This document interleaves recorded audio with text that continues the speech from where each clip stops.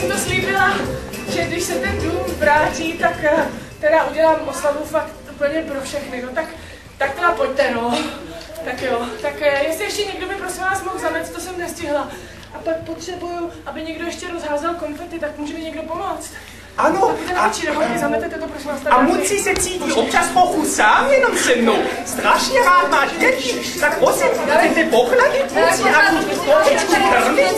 A záchranku taky bych potřeboval pomoct. Vy máte kytičky domů? Tak pojď. A to má nějaký zvěřátko doma? Ty máš zvěřátko doma domácí. A co ty máš? Tak pojďte. Pojď. Že se vystáš.